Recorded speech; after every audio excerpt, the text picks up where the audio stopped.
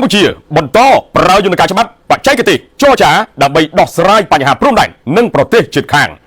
សម្ដេចធិបតីហ៊ុនម៉ាណែតនាយករដ្ឋមន្ត្រីបានប្រកាសជំហរសារជាថ្មីអំពីការការពារអធិបតេយ្យបូរណភាពទឹកដីដោយរាជរដ្ឋាភិបាលបានប្រកាន់យកគោលការណ៍ច្បាប់អន្តរជាតិបច្ចេកទេសនិងការចរចាទ្វេភាគីនៅគ្រប់ជាន់ថ្នាក់ប៉ុន្តែកងកម្លាំងប្រដាប់អាវុធក៏បានត្រៀមលក្ខណៈរួចជាស្រេចដើម្បីធានាការពារផលប្រយោជន៍ជាតិដែរសម្ដេចថ្លែងបែបនេះក្នុងពិធីសម្ពោធដាក់ឲ្យប្រើប្រាស់ជាផ្លូវការអគារសិក្សានិងសមិទ្ធផលនានានៅវិទ្យាល័យហ៊ុនសែនវាលរិញស្រុកព្រៃនប់ខេត្តព្រះសីហនុនៅថ្ងៃទី26ខែមីនានេះសម្ដេចបានបញ្ជាក់ថាវិធីសាស្ត្រនៃការដោះស្រាយបញ្ហាព្រំដែនមានច្រើនយ៉ាងតែគោលដៅតែមួយគឺការពារទឹកដីរបស់យើងកម្ពុជាប្រកាន់ជំហរខិតខំដោះស្រាយដោយសន្តិវិធីការពារមើងម៉ាត់អធិបតេយ្យបូរណភាពរបស់ជាតិយើងប្រើប្រាស់ឲ្យអស់លទ្ធភាពនៃវិធានការទាំងអស់ដើម្បីជៀសផុតពីការកាប់សម្លាប់គ្នាហើយធៀបពិតនៃសង្គ្រាមគឺការសម្រេចចិត្តរបស់អ្នកនយោបាយខុសមួយផ្លែតធ្វើឲ្យយុវជនមិនដែលស្គាល់គ្នាលើកកាំភ្លើងបាញ់សម្លាប់គ្នាបង្កើតភាពវេទនាក្រុមគ្រួសារនិងប្រពន្ធកូនប៉ុន្តែយើងក៏មិនខ្លាចចំពោះការប្រើកម្លាំងប្រដាប់អាវុធដើម្បីការពារជាតិរបស់យើងនោះដែរនៅពេលមានការឈ្លានពានទឹកដីទាំងកំរោលពីប្រជាមិត្ត